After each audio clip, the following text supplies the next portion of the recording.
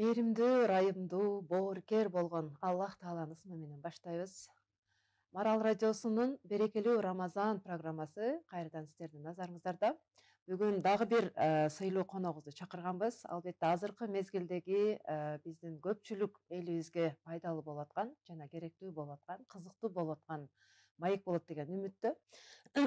Бүгүн үй бүлөлүк жана ошондой эле Рамазанга тиешелүү болгон эмоциябызды башкаруу боюнча сүйлөшмөкчүбүз сиз менен. Биздин коногубузду тааныштырайын. Үй бүлөлүк маселелер боюнча специалист, филология илимдеринин кандидаты жана ошондой эле тележурналист Нуркыз Кадырбекова. Эже кош келипсиз. Сиз менен азыр маек курганга чейин биз ушул орозого бир аз дагы кирелик. Орозо бул калкан, ошондуктан ким орозо кармаса, адепсиздиктен этият болсун. Үнүн көтөрбөсүн, аны кимдир бирөө сөксө же урушууга чакырса, ал жөн гана мен орозо тутуучумун деп айтсын дейт экен да пайгамбарыбыз саллаллаху алейхи вассалам. Андай болсо, ушул бүгүнкү темабызга байланыштуу суроо эже. Рамазан айынын менталдык жактан жан дүйнөгө пайдалары тууралуу кеп кылып берсеңиз. Негизи азыр ушундай баягы замандын өнүгүшү менен дүйнөлөшүүнүн алкагында ушундай бир куттуу студиядан туруп Рамазан айында жалпы ушундай момун мусулман бир туугандарыбызга жакшы сөздөрүбүздү айтып, бири бирибиздин саламыбызды жеткирип, жүрөгүбүздөгүбүздү бөлүшүп, алган илимибиздин садагасын берип, ошону насип эткенге бейэсеп шүгүрлөрдү айталы. Баарыбыздын туткан орозолорубуз, кылган ибадаттарыбыз кабыл болсун.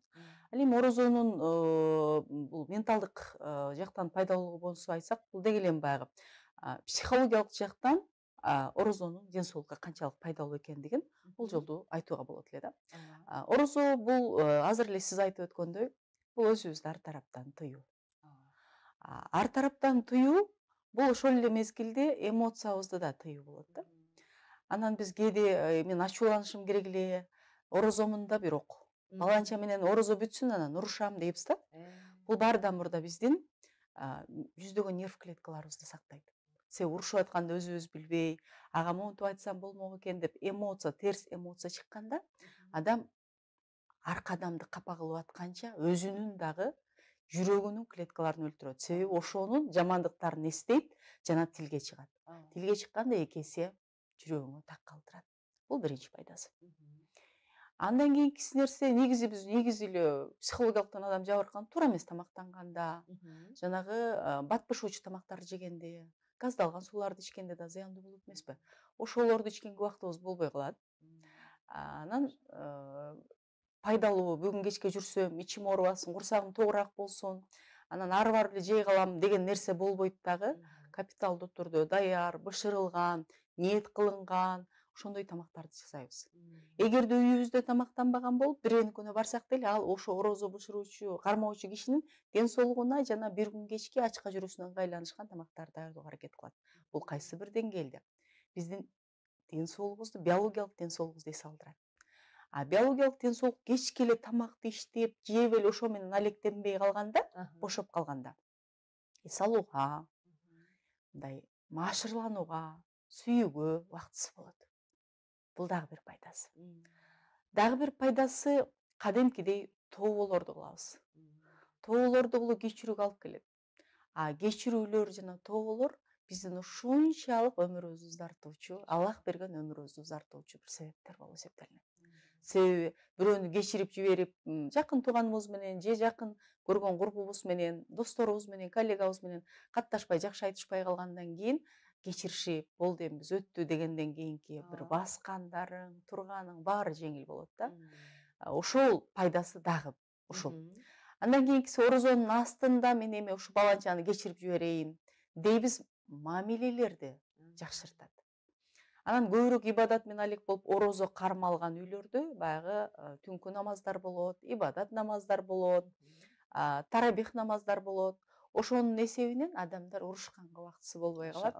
Демек, бири-бирибизди таарынтпай калабыз, жүрөктөр жумшайт, махабаттар бекемдейт. Пайдасын өтө көп айта берүүгө болор эле. Бул жолду ушулар. Азыр пайдалары жөнүндө айтып атасыз да, курсагы ачка болгондо, мисалы биздин көбүнчөсү апаларыбыз айтып калгандай, жолдошторуңар үйгө келген мезгилде курсагы ачка болбосун, анан уйкусу убагы менен болсун деп калышат го. Ошосуңар эми баягы Рамазан айынын ичиндеги эң бир көп аткарган нерсебиз курсагыбыз ачка болот, анан уйкубуз баары бир баягы ибадаттар менен кечеңдейт экен да. Ошол мезгилде биздин эмоционалдык чыңалуубузду кантип жөнгө салсак болот? Үйгө келгенибизде. Ар кандай нерсеге өзү психологдордун айтуусу боюнча 3, 7, анан 21 күндө көнөбүз да.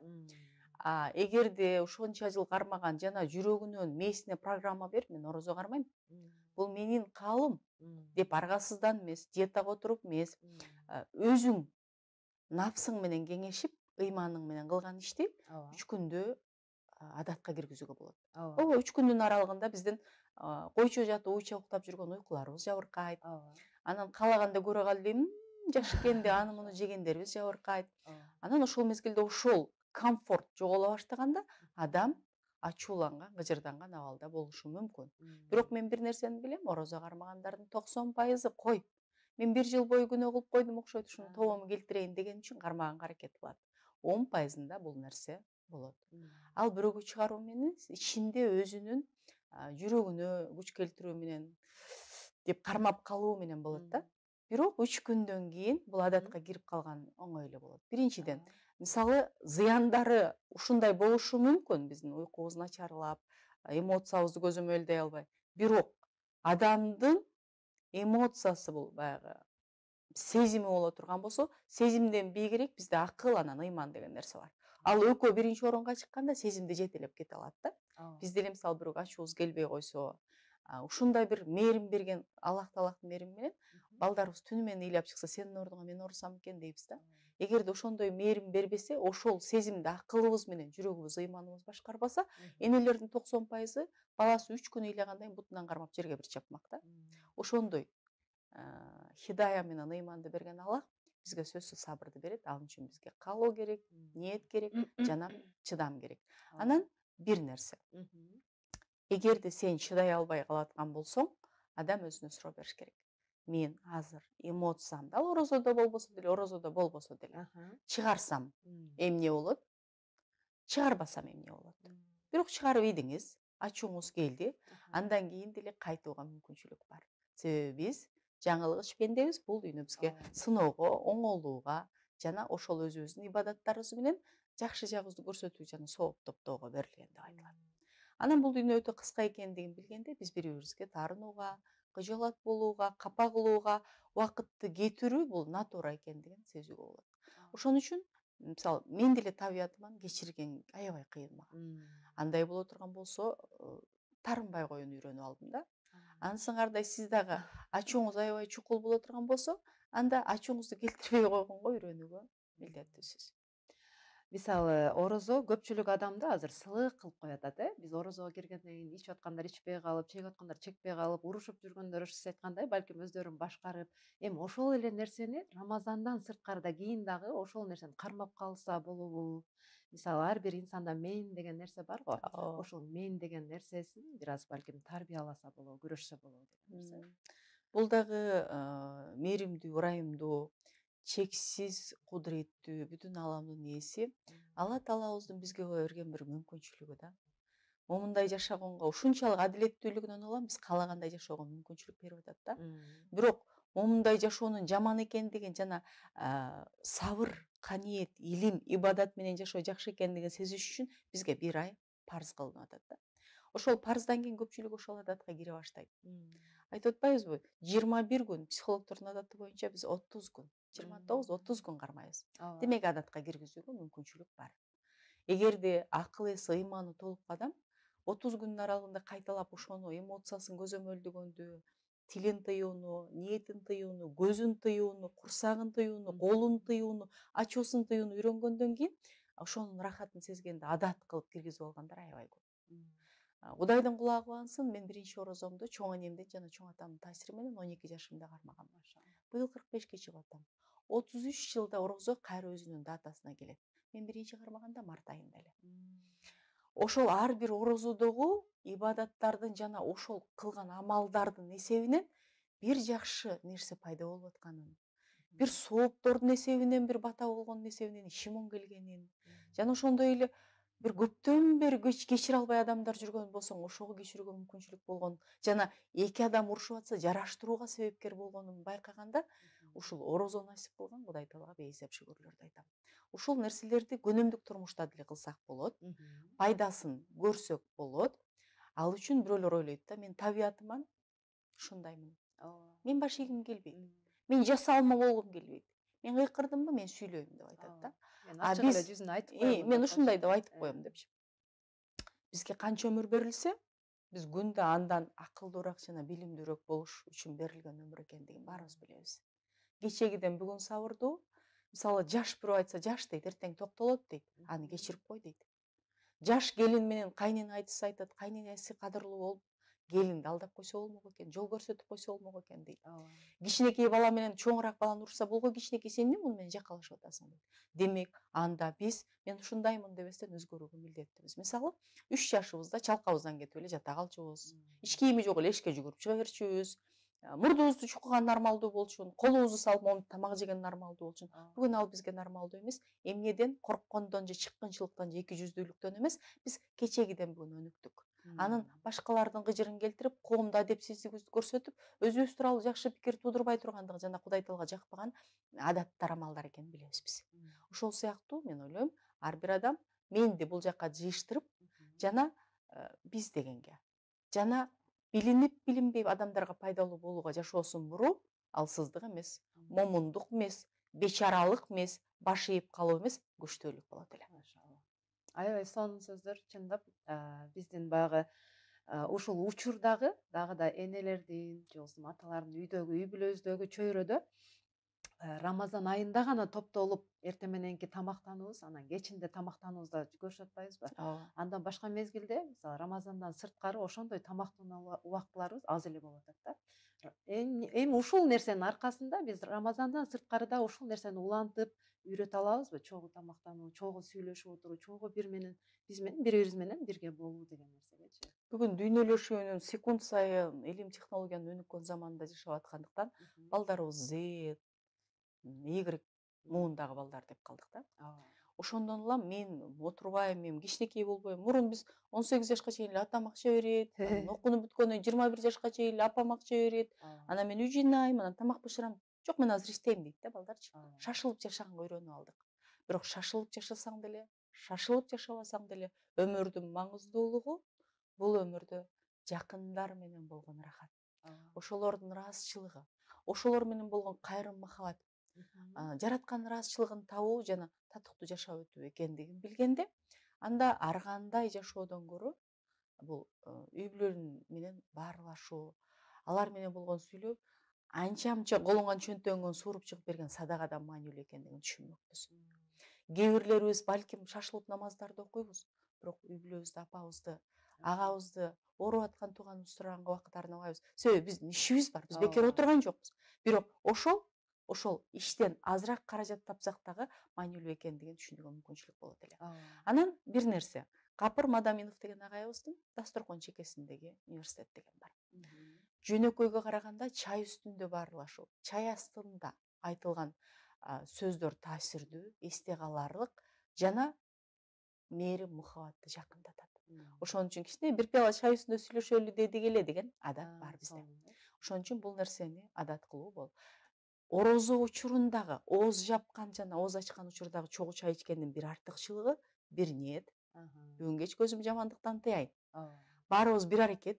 Мен чай койсом, тиги жесе дуа кылса, бири-бирибизге пайдалуу болуу жана ошол эле мезгилде камерадан эмес, көрүп турган адамдан эмес, начальниктен эмес, андан бийигирээк күч болгон бизди жараткан, мындай көзгө көрүнбөгөн жүрөк менен сезе алган гана Аллахтын ыраазычылыгы үчүн болгондо эки эсе байлуу болуп атат да. Ошол нерсени күндө кылсак болот. Бул боюнча биздин үй бүлө академиясы, мен өзүм тренер катары аталар менен чай үстүндө сүйлөшөбүз жана бирге китеп окуйбуз деген флешмобдорду баштап келүүдөбүз. Жамаатта береке барыбыз. Саякаттаганда да үй бүлө менен жана ошондой эле бир туугандар менен, бир туугандын балдары менен чыкса, акча кетип калат, могу калсын дейт. Бир мамлекеттин алысыраагына чыкпа, балким жакыныраагына чык, бирок жакындарың менен. Ошонун берекеси болмок деп ойлойм да. Азыр болсо бизде дагы бир билбейм бул көйгөйбү же жакшыбы сиздин оюңузча сыртта көбүнчөсү кафелерде тамактануу, ооз ачарларды, ифтарларды чайканаларда, ресторандарда, кафелерде уюштуруп атпайбы? Ушул нерсеге кандай карайсыз? Бул эми замандын артык агымынан калбаган бир мүмкүнчүлүк деп эсептейм. Себеби аял киши дагы ибадат кылсын, аял киши да эс алсын деген нерсе, анан көбүрөөк адамдын батасын алайын деген нерсе сооп. Бирок негизи биз илгери боз үйдө жашачу элек да. Ошо кар деле ошонун ичине ортого коломток от жагып. Бүгүн боз үйүбүздө эч ким чаңган жок, биз анын балу экенин билебиз, бирок кыштан кайсы экендигин билбейм. Баарыбыз отурукташып үй салганбыз 2 кабат. Анда умный дом деп коебуз да. Өзү жылуулатылган, анан чыгып баратсаң газ өчкөн, мындай дегенчи. Ошол оңдон алып караганда кафелерге чай берүү бул замандын ыңгайлуулугу деп караш керек. Бирок ага бир жолу өтүп алуу бизде ошондой го бир чекиттен бир чекитке мындай өтө туруп кайра өтүш деген жок. Могу жака өттүкпү болду. Мен күйөөмө баш ийбейм деп могука чыгабыз. Же болбосо ийем деп бир жолу өзүбүздүн жашообузду өзүбүздүн ордубузду калбай калып, ошонун наскисин жууган урмат болуп калат да. Ошондуктан жүр баарыбыз эле кафеге барайлы дегенди да мен колдобойт элем. Себеби үйдөгү береке, үйдө даарат менен, ыйман менен, ибадат менен бышырылган тамак, ошонун сообу, анан мээримини берип бышырылган тамактын жакындарын жеп аткандагы рахаты, анан сага жакшы бышырыпсың деген алкоодо сенде пайда болгон эндорфин гормондорун эч ким башка алмаштырып кое албайт.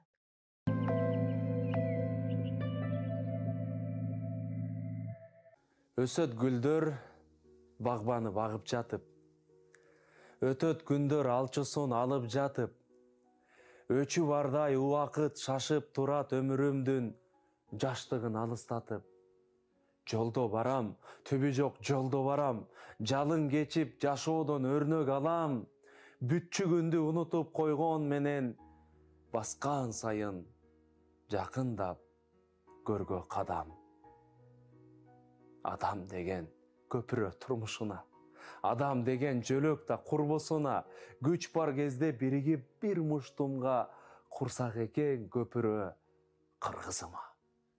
Сен өлбөйсүң, артыңда изиң калса, сен жашайсың, тарыхта ишиң калса, ташты талкан кыла бер сапарыңда, темир кессең, мокобоз мизиң барда. Кээсине эме, кээсине тилден берген, өлбөчүдөй өмүргө кимдер келген, билсең бул күн тутанып тутанбаган бүлбүл оттун жарыгы бир ирмелген. Азыркы тапта социалдык тармактар өнүгүп, кыз келиндерге сабак өткөн ар түрдүү окутуулардан мындай уюштурулуп, мүмкүнчүлүктөр болуп атат да. Бирок ошонун артында биз көп угуп аткан өзүңдү сүй, өзүңдү туура көргөндү жаса, өзүңө ылайыкта, өзүңдү дагы баркта деген сөздөрдү көбүрөөк угуп атпайбызбы? Албетте, бул жакшы нерсе, бирок өзүнүн баягы чек арасын сактоо менен эгоизмдин ортосундагы балансты кантип сактасак болот? Өзүн сүйбөсө адам өзүн өзүнө кол салат. Бизде өзүбүзгө сүйүү, ишенич, урмат болгон үчүн биз жашайбыз, кемчилигибизди кечиребиз, кабыл алабыз, жыгылсак кайра турабыз. Мисалы, бир турмуштан ажырашып кыйналган адам кайра үмүт менен жашайт. Үмүтсүз шайтан деп коет. Сүй, бирок чек арасы андай болбойт да. Өзүн сүйүү деген бул башкаларды жокко чыгаруу эмес. Эгерде адам өзүн сүйүп эле жашай бере турган болгондо, анда Аллах Таала бизге башкаларга болгон сезимди бермек эмес. Эненин балага болгон сезимин бермек эмес.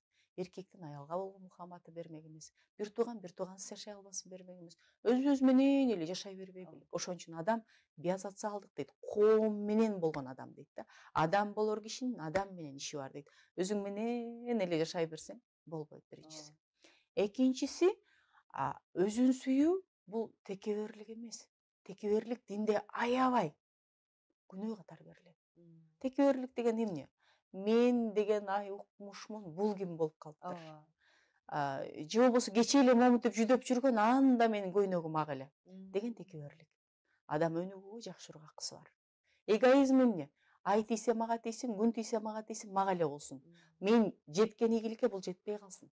Мен сезген бакытка бул сезбей калсын деген. Ал эми өзүнүн сүйүүнүн айырмасын айтайынбы? Өзүнүн сүйүүнүн айырмасы мен моу артыкчылыгым бар. Кудай Таала мага көз кулак берген. Мен будильниксиз эрте тура алам.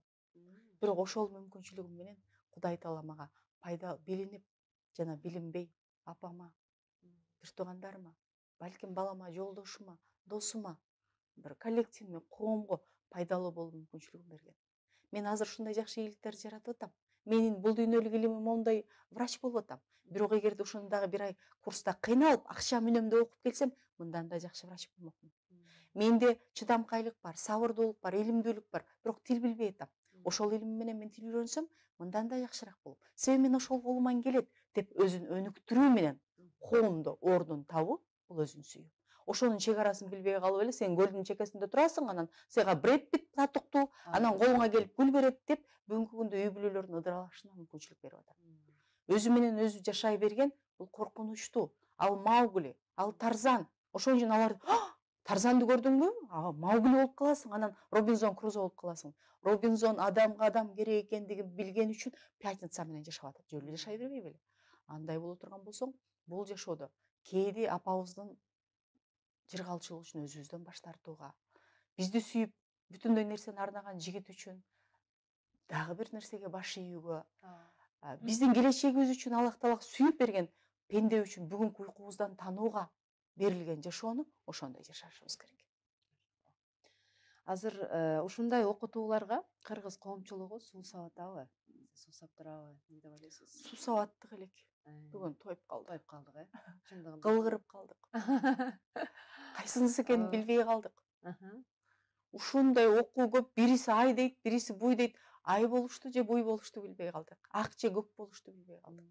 Ошон үчүн адамда традициялуу илим, илимий адабияттар бар. Азыр айтат, дары дегендин баарын ичпегин, интернеттен көрдүңбү дейт. Бир эме окутуучу чыгыптыр дейт, ден соолугуңду дарсыз дарылайт экен дейт. Экинчиси айтат, дарсыз кантип болсун? Мен чөп чарга ишенбейм. Ал деген табыптар атысты алайсың, 16-кылып. Кой, мен аны ичпейм дейт. Үчүнчүсү бат дарды ичтиңби, сонун болуп калдымсы. Бат адамды өлтүрөт дейт да. Баарысынын нормасы бар. Ооба. Баарысынын нормасы бар. Эгерде адамга 5 кол барабар боло турган болсо, манжа ауыз момундай болмок. Же бирөөсүнүн орду маанилүү болбогондо, анда Кудай Таала бизди бир эле манжа менен жаратмак. Ар бири керек. Чөп-чар менен да ичишиң керек. Ал ден соолукту бекемдеш үчүн. Витамин азык үчүн бара албай аткандыгы. Жана ооруп калсак, убактылуу острый деп коет, курч мүнөздөгү ооруларды айыктыруу үчүн азыркы дары керек. Эгерде ошол бир коучтун же бир интернеттеги блогердин айтуусуна байланып калганда дүйнөдөгү бүтүндөй фармацевтика деген кесип жоюлмак.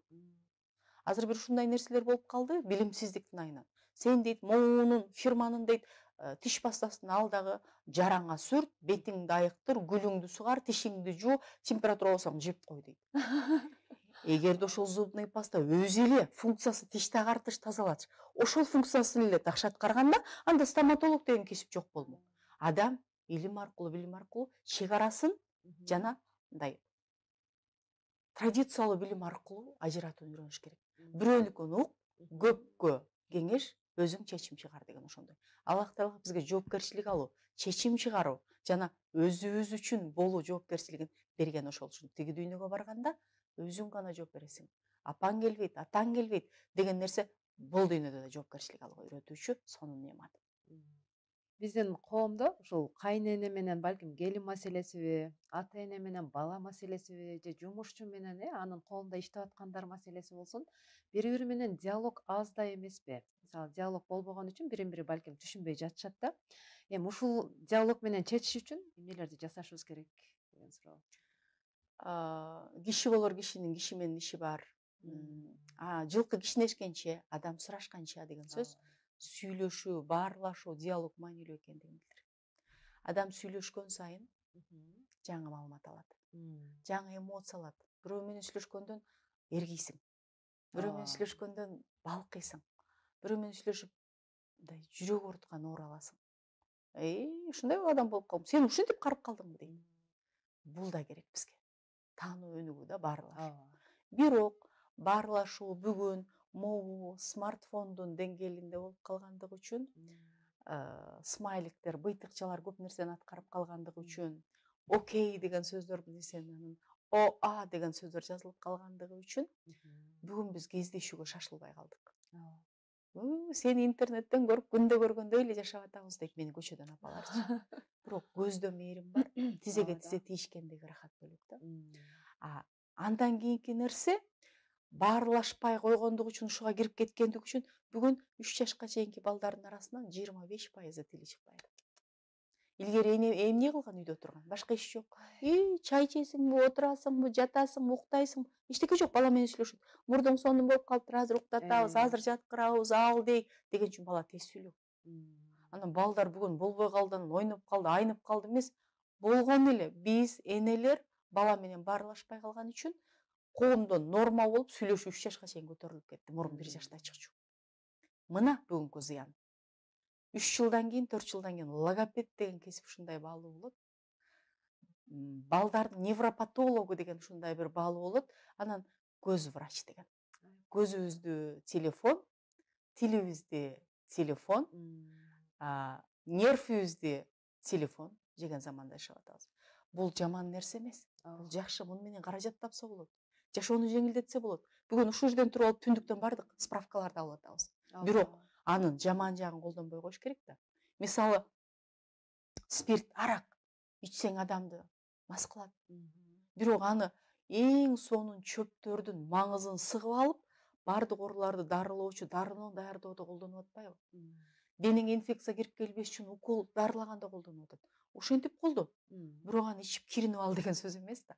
Бул дагы ошондой. Баарлашуу жашоону жакшыртат, жүрөктү жеңилдетет, жана ошондой эле адамды өнүктүрөт. Адам тил бул ойлоонун куралы боло турган болсо, анда оюбузду бийиктетет, оюбузду тереңдетет. Ошон үчүн азыр экөөбүз баарлашып отуруп канча жеңилдедик, канча рахат алдык. Анан аркасында жоопкерчилик бар. Муну уккан адам эмне дейт экен? Андан кийинки нерсе, ушул илимибиздин садакасы болуп бирөөгө пайдасы тийип калса экен. Дал ушундай нерсе баарлашуу. Эң сонун. Чындыгында адам бири бири менен байланышканда, баарлашканда, жеңилдеп, азыр мен мисалы өзүмдүн атыма дагы аябай көптөгөн жоопторду алып, жообум акыры алдым деген нерсе менен отурамын да, чындап. Эми ушул учурда сиз айтып аткан баягы смартфондор балдарды, чоң адамдарды деле билинбеген бир депрессиялык абалга алып келип атпайбы? Балдар мультиктерден таасирленет, чоң адамдар башкалардын социалдык тармактагы баягы өздөрүнүн башка идеалдуу бир жашоолоруна көз артып, эмнеге мен ушундай нерсеге жетпейм? Элдин баары эле айланып эле кафеде эле, деңиздин жээгинде кайра бир дубайга бара алып атышат да, мен бара албай жатам го деген бир ичиндеги сыртынан билинбеген менен бул депрессия эмес, сонун эле жашап атат деген менен ушундай абалга чындап балкып калдык. Эми бул нерседен биз кантип чыксак болот? Азыр эми уже телефондор баардык ар бир үйдө бар. Болду эми чыкпайбыз деген нерсеби же үмүтсүздүккө түшүп кетишибиз керекпи деген коркуу болуп барат да. Стресс деген бул мындай чочуп кетүү, коркуп кетүү, бир аз жабыркоо да. Ошол стресс кечке боло берип ошол абалга түшүп калганда депрессия болуп калат. Депрессия коркунучтуу. Стресс тынбай эле болуп турат, чочуп кетебиз, капа болуп кетебиз, кыжалат болуп кетебиз, ыйлап ийебиз. Ошону кетирүүнү үйрөтүш керек да. Аны байырлатып, жүрөгүбүз бирөөлөргө болгон тааныш менен бул жашоодо өкүнүчтүн түрмөсү болуп калбаш керек да. Аны тим эле решетка менен чыгарбай камап албайчы. Ошондо мындай айтып атпаймынбы, бул смартфонду бир нерсени түшүнүшүбүз керек. Сиз өзүңүз азыр үйүңүздө бир аз эртең менен турсаңыз, уктап турсаңыз, пижамаңызды могу жер жыртылып калыптыр, болот да. Ал бир кедейликтен болбойт. Жашап атасыз, сиз тирүү жансыз. Карасаңыз үйүңүз чачылып калыптыр. Ошол үйүңүздү жыйнап алып анан видео коесуз да, же чачылган бойдон коесузбу? Айылда ичеги жууп отурган видеоңузду койбойсуз сиз. Кокусунан бир мүмкүнчүлүк болуп, уктабай акча таап, бүгүн кертерек туруп, бүгүнкү каражатыңызды эртеңки калтырып, үйдө нан сатып албайм, мен жабам. Себеби мен Дубайга барам деп тандырга жаап, мен памперс кийгизбейм балама. Андан каражат кетет. Мен үнөмдөйм, мен Дубайга барам дегениңизди койбой, сиз Дубайдагы эле сүрөттү коесуз. Ар бир ийгиликтин аркасында курмандык жатканын адам түшүнгөндө стресске түшпөгөн болор элек. Биринчиси. Экинчиси, өзүңүз сыяктуу эле адам соц тармакка сулуу жашоосун гана коерун кабыл алыш керек. Анан бирөөнүн көйнөгү бирөөгө тар келет.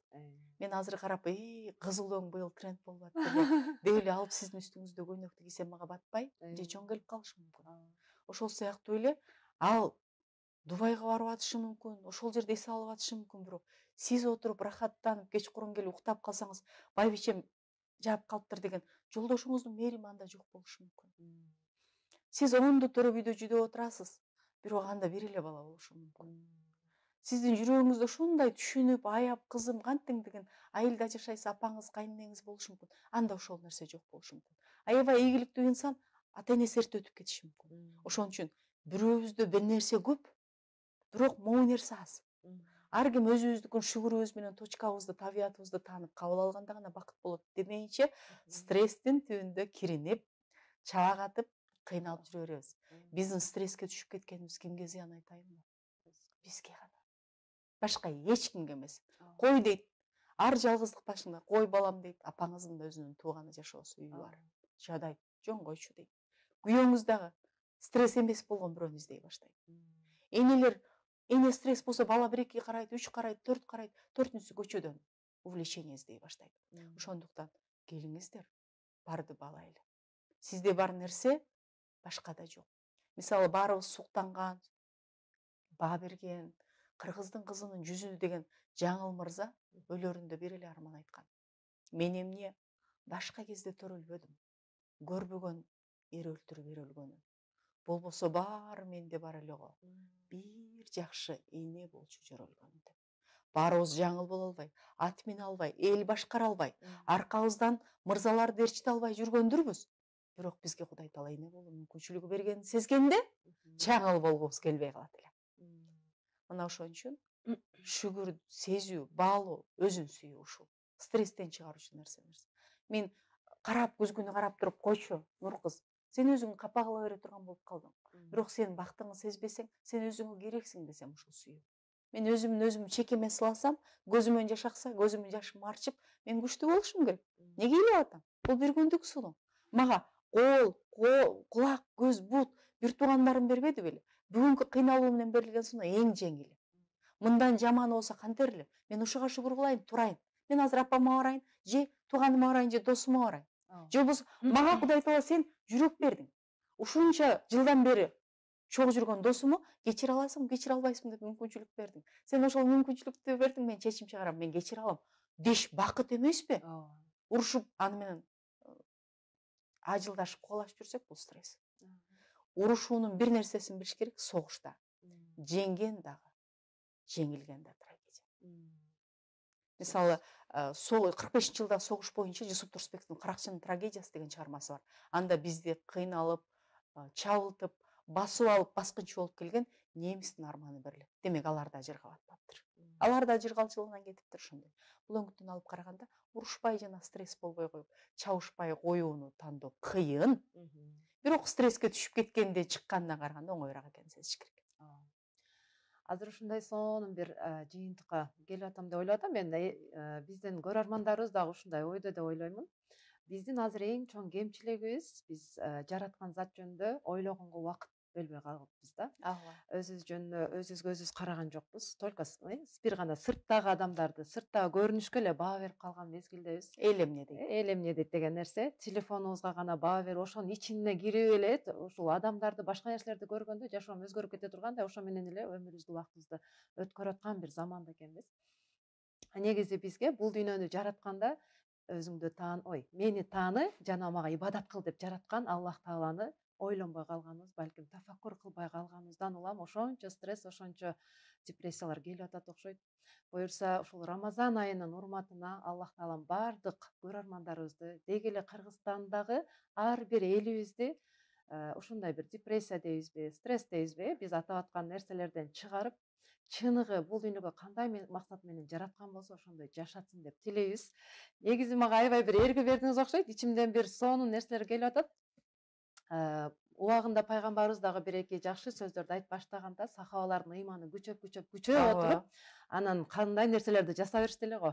Ошондой нерселер таасир эткен болсун. Сиздин ар бир сөзүңүз эли журтубузга, бизге пайдалуу болгон болсун.